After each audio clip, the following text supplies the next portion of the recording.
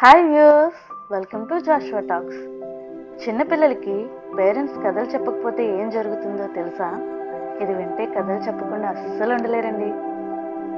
ఏముందిలే, ఎన్ని వీడియోలు చూడలేదు, లైట్ తీసుకుందామని అనుకుంటే అది మీ పొరపాటే. కాబట్టి ఒక్కసారి ఈ వీడియో చూడండి, మీకే అర్థమవుతుంది. కథలు, స్టోరీస్. పిల్లలకి కథలు ఎందుకు చెప్పాలి? చెప్పకపోతే ఏం జరుగుతుంది? పిల్లలకి కథలు చెప్పడం మనం ఎందుకు మానేసామంటారు అసలు? అలా చెప్పుకుంటూ పోతే మనం చాలానే ప్రశ్నలు వేసుకోవాలి కదండి. అవును, కాలం మారింది. కాలంతో పాటు మన సాంప్రదాయము మారింది. పిల్లలు పడుకునే సమయంలో మంచి నిద్రవేళ కథ చెప్పే కళ కూడా చాలా కాలం నాటిది. ఇప్పుడైతే మనకి ఆ అలవాటు దాదాపు లేదనే చెప్పాలండి. నేనైతే మా తాతగారు చెప్పే కథలు వింటూ పెరిగాను. మీరు కూడా అంతే కదా? కానీ ఈ జనరేషన్ పిల్లలకి కథలు చెప్పేవారే లేరు పాపం. కానీ వాళ్ళకి అనిపిస్తుంది కదా, మా పేరెంట్స్ మాకు కథలు చెప్తే బాగుండు అని.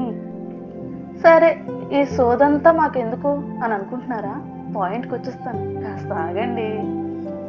బెడ్ టైం కథంటే ఏంటి? అది అసలు ఎందుకు చెప్పాలి? అదే కదా మీ ప్రశ్న. బెడ్ టైం స్టోరీస్ మీకు మీ పిల్లలకి మధ్య అనుబంధాన్ని పెంచుతాయి.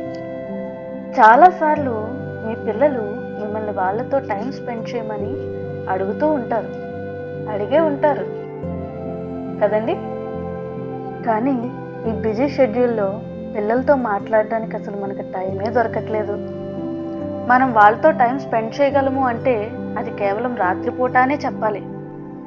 ఈ సమయంలో మీ పిల్లల మానసిక స్థితికి తగ్గట్టుగా ఉన్న ఒక కథని ఎంచుకొని వారికి చెప్పడానికి ప్రయత్నించండి. ఉదాహరణకి యువరాణులు, యువరాజులు, సాహస కథలు వంటి కథలు ఎన్నో మీరు వారికి చెప్పచ్చు. కొన్ని ప్రముఖ వార్తాపత్రికల రీసెర్చ్లో ఏం తేలిందంటే బెడ్ టైం స్టోరీస్ పిల్లలకి చెప్పడం చాలా అవసరం అంటండి. ఎందుకు అనేగా మీ అనుమానం? అక్కడికే వస్తున్నాను, కాస్త ఆగండి మరి. పిల్లలకి బెడ్ టైం స్టోరీస్ చెప్పడం వలన కొత్త వొకాబులరీ పరిచయం అవుతుంది. ఉదాహరణకి మీరు ఒక కథ చెప్పారనుకోండి, ఆ కథలోని కొత్త పదాలు వారికి అర్థం కాకపోవడం వలన మిమ్మల్ని అడిగి మరీ తెలుసుకుంటారు. ఇలా కథలు చెప్పడం వలన కొత్త పదాలు ఈజీగా నేర్చుకుంటారండి. మరొక ముఖ్యమైన విషయం ఏంటంటే కథలు వారి లిజనింగ్ స్కిల్స్ని ఇంప్రూవ్ చేస్తాయి.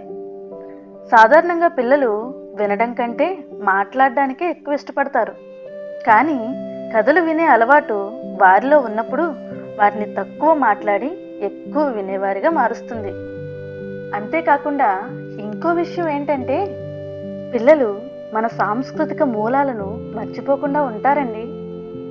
చివరిగా మీరు గుర్తుంచుకోవాల్సింది ఏమిటంటే కథ చెప్పడం పిల్లల్లో భావోద్వేగాలు మరియు భావాల అభివృద్ధిని ప్రోత్సహిస్తుంది.